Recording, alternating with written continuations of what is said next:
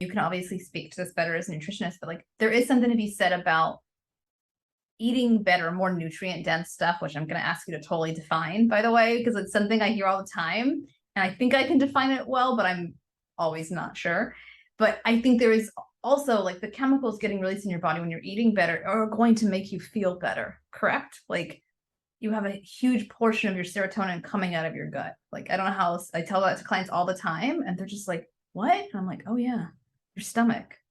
Yeah, there's Yeah, the mind brain connection, mind exactly. gut connection. You can Yeah, I just recently read a book on it. I'm like looking at it on my yeah, screen. Mind gut connection is very real. And yeah. so as you change the way you eat and change your gut microbiome, it changes how you feel. Yeah. So there's like that layer of changing how you Mhm. feel. There's a layer of changing how you feel even in like being active or feeling like you're in control again Mhm. of what you're eating 100%. and that one thing. So there's so many layers about how that can come to life. Yeah. What does it mean to be nutrient dense, though? I'm just curious.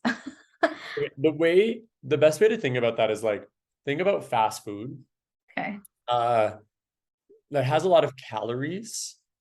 Oftentimes, a lot of fast food is cheap, contains a lot of calories, but it doesn't really have any vitamins, minerals, real nutrients outside of Okay.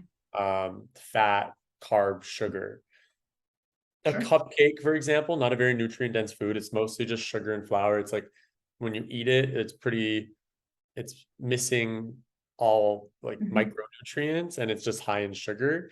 So Okay. you'll have like a glucose spike after consuming Uh, it. You'll probably feel like, you know, full and then very hungry.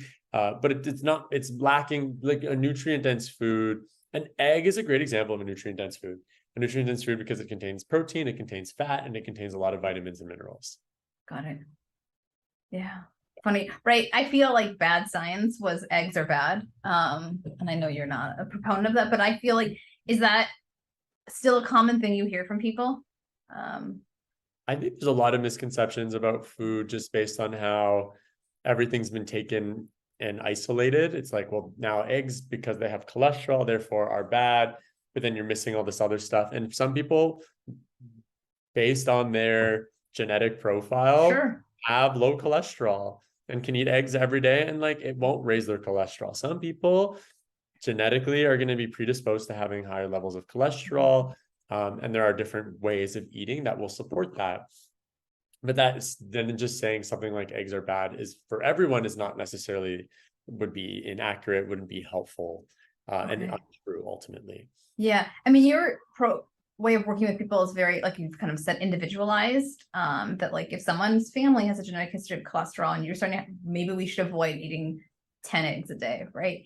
But for someone that's not in that, it's like, well, then you don't need to. Like, I think I remember asking you, like, is gluten that bad? And I think your response was like, only if you have an intolerance for it. And I was like, no way. Like, all I hear all over the media is like gluten is poison every day.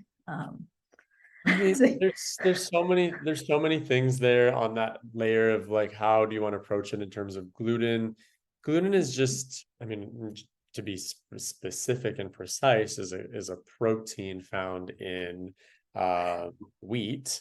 Um, but like in terms of the way our body reacts to certain proteins or certain like for example, like certain proteins, certain sugars. Lactose, a sugar, a lot of people don't digest that well, mhm, but some people do. sure.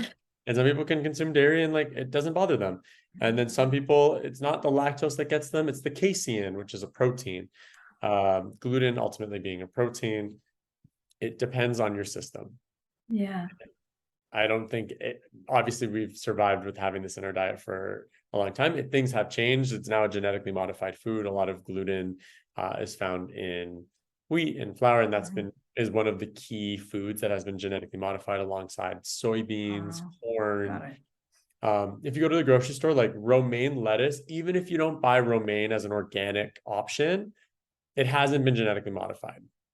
It's not a food. The there's certain foods that are GMOs where you want to be more on guard about those. But in Got it. terms of not everything is a genetic, even if it's not organic, it's not necessarily a genetically modified food.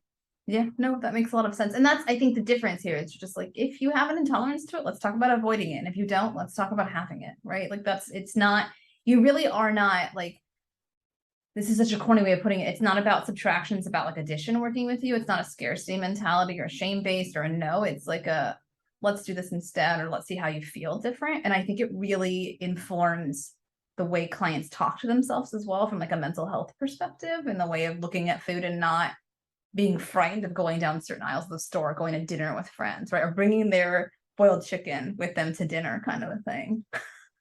I mean, I know people who have done that, but and most of those people aren't able to do that for a very long period of time. No, Yeah. no, not at all. And are you, I think the answer is no, but you don't, the paleo started and you haven't continued paleo, right? You've kind of evolved in your relationship with food as well. Yeah, I think the most successful blog post I ever wrote in my life was like why I quit paleo. Wow. It just that really was Interesting. its own version of like a way of breaking up with some form of extreme ways. I think for me it was a way into this space, and I learned a Sure, lot from it, and I still adopt a lot of the principles that sure.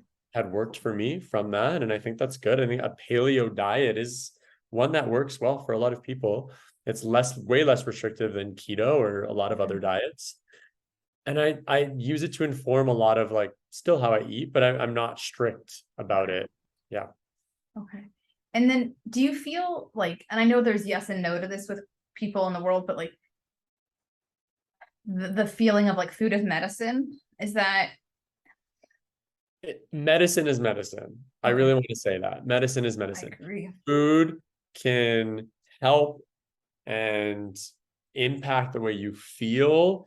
Okay. And in that way, it can be seen as Okay. medicine, but I don't want to also, I'm a little bit anti, because there's, some people on the internet who are doctors in different ways and have gone down this food as medicine way of talking to people. Mhm. But in that, I also feel there's like hints of shame too, that if you are unable to heal yourself through Uh, food and through got it. meditation and through Yeah, psychedelics or whatever it is, sure. that there's something wrong with you. Like Mm, you should be able to heal yourself through food, and you really yeah, should. But like sometimes you need medicine. sure. I mean, there are diagnoses that need medicine, like HIV, Yes. like Crohn's, like there Yes. are, yeah, Yeah.